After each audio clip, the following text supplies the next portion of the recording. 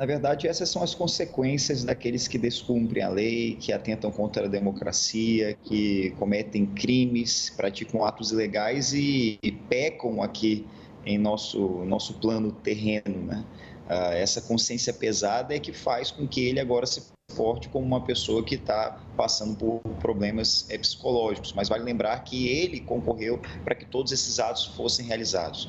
Vale lembrar também que, de acordo com a lei, foi impetrado pela defesa do Naime um habeas corpus, mas o Supremo Tribunal Federal não excluiu ele da participação de ser ouvido na CPMI.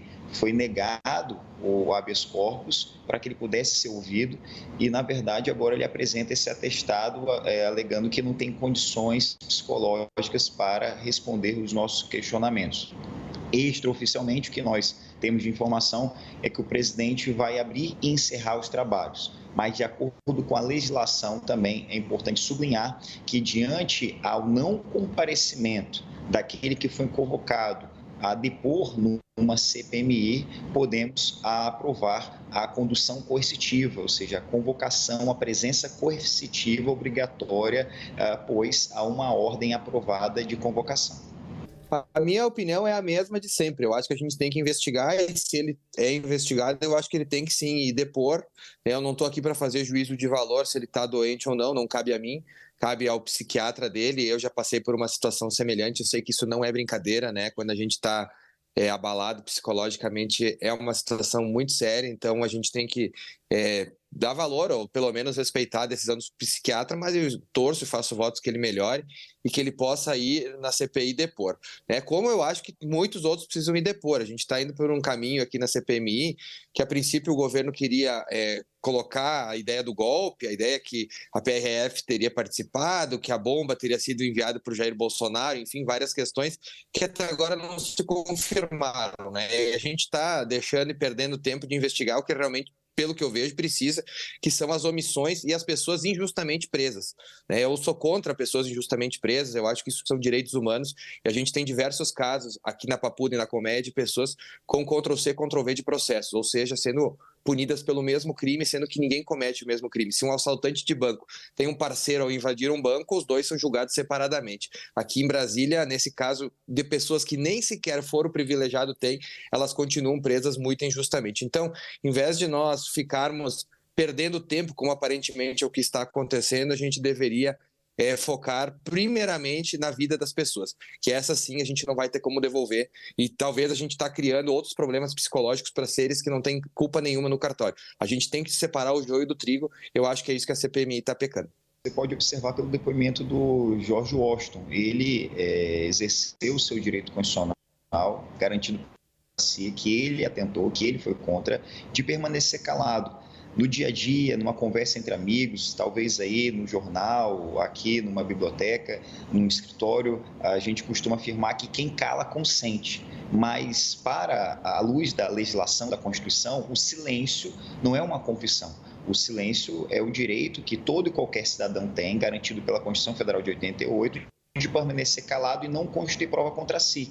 Então, ele, durante a grande maioria dos questionamentos, permaneceu calado. Mas, em alguns momentos, ele trouxe algumas informações importantes. Como, por exemplo, ele afirmou que os militares eram responsáveis por identificar e tinham o controle de acesso de quem entrava e saía dos acampamentos. Essa é uma informação inédita, essa é uma informação importante. Como é que ele sabe disso? Com base em que ele tem acesso a essas informações? É importante aprofundar isso junto aos militares.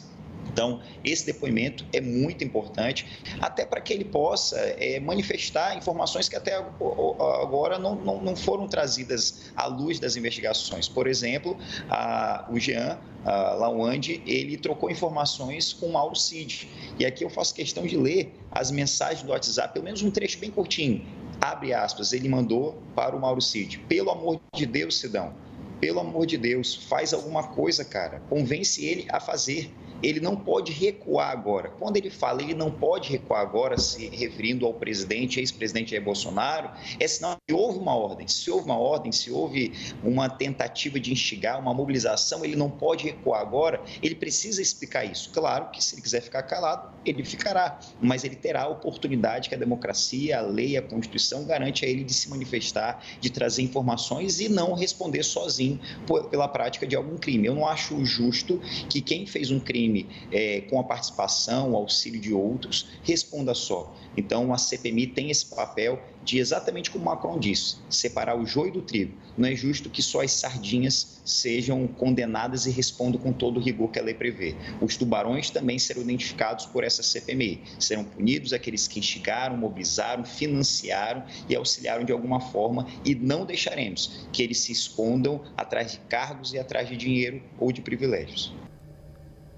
Vale a pena pegar a fala do colega Duarte quando ele diz que a gente quer chegar aos tubarões. Tenho certeza que quando chegar a hora de convocar o Flávio Dino para falar sobre as omissões, ele vai votar favorável também, ao contrário do que fez quando a gente tentou aprovar o requerimento para ouvir algumas pessoas também do lado da esquerda sobre omissões. Ou a gente quer investigar tudo, ou a gente quer fazer uma investigação seletiva. Essa diferença é importante se dizer. Sobre George Washington, importante que o Duarte falou, e ele também falou, né, o George Washington, que ele foi coagido por um delegado da Polícia Federal, né? Ele estava prestando um depoimento à Polícia Civil, chegou um delegado da Polícia Federal e o coagiu a colocar a palavra Bolsonaro no depoimento. Isso foi ele que falou lá, como falou também que votou 2 vezes em Lula, enfim.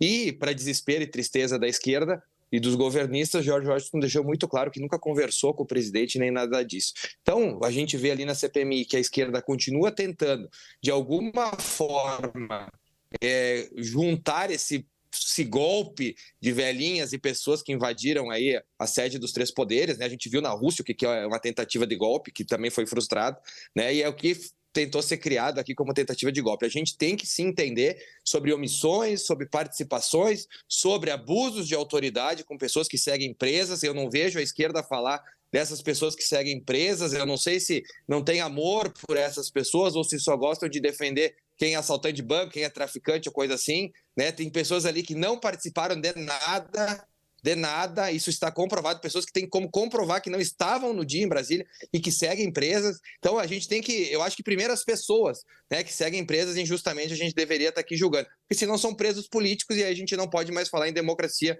no nosso país. Falar de golpe, né, a gente vê que são ações isoladas, por mais que tenta se construir uma narrativa.